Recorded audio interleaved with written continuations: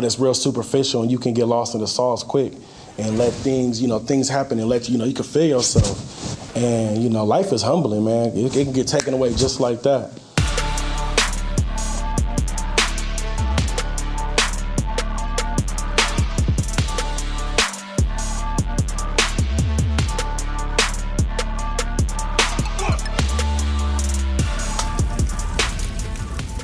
Welcome back to another episode of The Burn. I am here in Los Angeles with my guy Donovan Carter, and I got to set the table here for this interview with some things that I have learned about Donovan before we turn it over to him to hear all about his burn. And many of you also know Donovan as Vernon Littlefield from the hit show Ballers. And gotta let you guys know, August 25th, the new season is gonna start to take off, and you guys are gonna have the opportunity to tune in and to watch him do his thing. Now, interesting how we met. Cowboys training camp. A lot of people don't know that Oxnard, California is where the Dallas Cowboys, Jerry Jones, you got all that money, he flies the entire team to Oxnard, California. So we're here for training camp. I was working with one of their wide receivers, and I'm walking down the sideline, and there you see Donovan. And I went up, and man, it was like we were old friends. Yeah, absolutely. We talked for hours. It was hotter than hell that day. And we sat there and we chatted it up and we talked, and I ended up finding out so much about Donovan. Donovan started acting at 10 years old. Big time family guy. Played football at UCLA. And he also had a passion to want to give back, to want to speak. So many of you have probably seen, he actually came out to our Las Vegas boot camp last year. He's one of our keynote speakers, did an incredible job.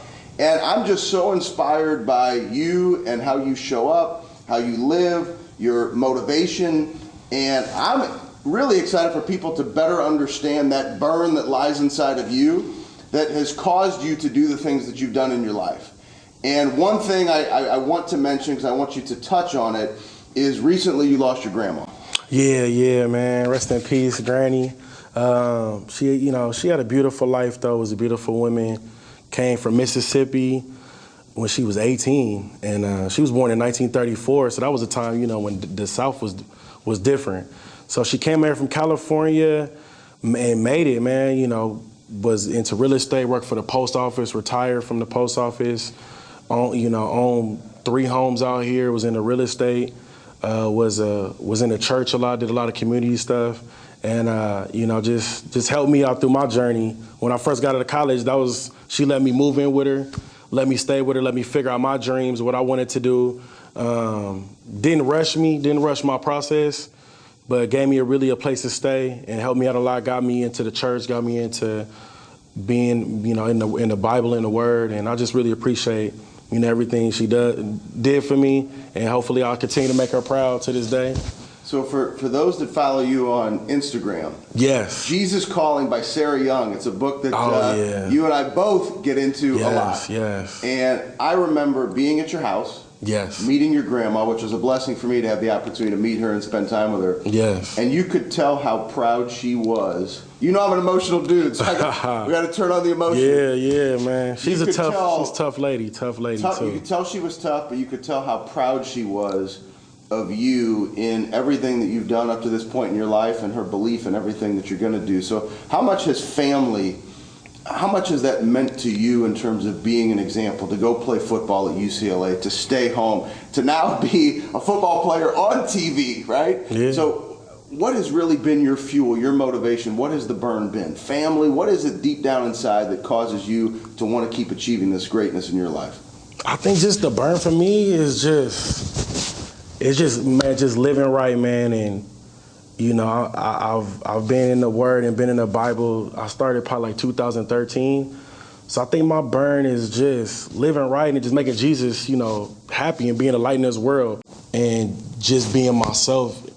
That's all I can ask for, and just leaving my legacy. And I see with my grandma the things that she left now, and I hope when I go on to my next life, it's a piece of me left, and people can look to me and respect me and know that I live, a wholesome and a good loving life, man. That's it. So that type of clarity, Yeah. Right? So coming from the Bible, great examples from family. Yes. When you think about the industry that you're in, because this is the stuff, people see you on Ballers, they see season after season after, it keeps getting renewed. Right. But you and I have had conversations. I mean, there's other stuff you go out for, it always doesn't work. Like, how do you keep yourself positive in an industry that is so challenging? I think just faith. You know, my faith is strong, and I know what's meant for me is meant for me, and just believing that, you know, God got me. He got me no matter what. And then he never leaves me, never forsakes me. And I know he wants the best for me. So I just gotta, as long as I wake up and see a new day, I feel like I'm winning already. So I just gotta just enjoy the blessings. And just keep going, just keep working. I think right now I'm in a season where, you know, the show's coming out and things is going good, but you know, my burn right now is I'm gonna just keep working hard. Like I didn't have Ballers, you know, before that, and just keep that passion and just keep putting my head down, staying humble, and just keep working, and, you know, good things will come. You actually mentioned that. That reminds me when we went to the Lakers game last year. That's something you said to me at the game. You said, I want to carry every single day work ethic as if I didn't have Ballers. And I think that's so unique, because I think so often people allow where they are or current success to define how they show up every day. And I always talk about standard over feelings. Don't allow your feelings to dictate how you show up. Live to that standard. That's a unique mindset for you to frame things in that way. I mean, you have to, man. It's LA's a tough town. It's a beautiful place. No better place, I think, in the world. But it's real superficial, and you can get lost in the sauce quick and let things happen and you can feel yourself. And, you know, life is humbling, man. It can get taken away just like that. So I just continue to just keep working. I'm happy for what I have, and I'm appreciative of what I have, but just, you know, keep working, man, and just get more things to come. And yeah, man, and don't get lost. You know, I feel like now it's a lot of outside voices, a lot of things kind of nabbing, you know, pulling you here and there. So I'm just staying focused and just going after it. And I was grateful when my granny was alive. She was tough. Like, she let me know, even though I was on the show, I'm think I'm doing things. You know, she let me know, like, this ain't nothing. She's like, are you gonna go back to school? Are you gonna get your master's? I'm like, what? I'm like, granny, I'm on the show. Like, school, I'm through with school. But she, you know, she just always would keep pushing me and let me know, like, you know, this is good, but it's not enough. Like, you got to keep going. And I was like, you know, Granny, you're right. And I'm just continue to just keep doing that, just keep going, you know, count my blessings, but just keep striving for greatness, because that's what I want to be. I want to be great. I wasn't fortunate enough my football career didn't take me to Canton, Ohio. So right now I got to get that star on Hollywood Boulevard, and that's, you know, that's, to me, that's my Hall of Fame. And I'm just, you know, whatever I got to do to just get that and just keep being great and doing great work. Well, it's interesting in life how things happen. So your aunt introduces you to acting at 10. Yes. You then take a hiatus to go play football, to play it at a very, very, very high level, even though it didn't. And now it's almost like come full circle that you're back in acting, which you enjoyed at 10. So let's wrap this up. If there's a 10-year-old little girl, 10-year-old little boy watching right now, what's the best piece of advice you could give to that little 10-year-old? Or there's somebody who is tuned into us every single week watching The Burn, and they're going to show their kid what you would say about thinking big and chasing your dreams in life.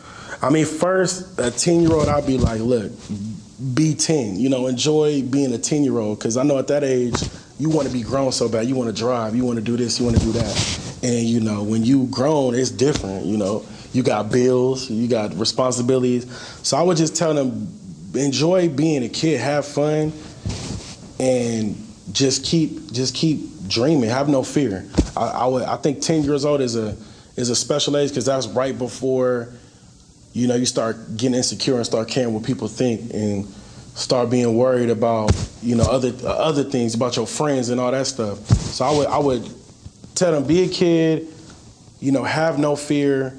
And it's okay to make mistakes, and do whatever you want to do, no matter what it is. Because I think at that age, I didn't have a lot of people encourage me that you could do anything in this world if you put your mind to it. And it's not gonna be easy. It's gonna take some work. But I would just tell them, you know, dream for the stars. If you want to be a singer, chef, you know, whatever, I'll just encourage them to just do that and be a kid. Well, I can't tell you how much I appreciate our friendship, and whether you know it or not, I always watch those stories, and I always comment on them. Oh, yeah, absolutely, And absolutely. I listen to that. I read Jesus Calling every single morning. I have for years. And sometimes you pull a little something else out, or you show something that maybe I didn't see, and it means the world to me, how much family means to you. It's a great inspiration, and there's young men and women that you'll inspire, and just keep doing your thing every single day, and I appreciate our friendship, and I appreciate you. Man, Thanks for coming on. Thank you so much, man. Appreciate you, man.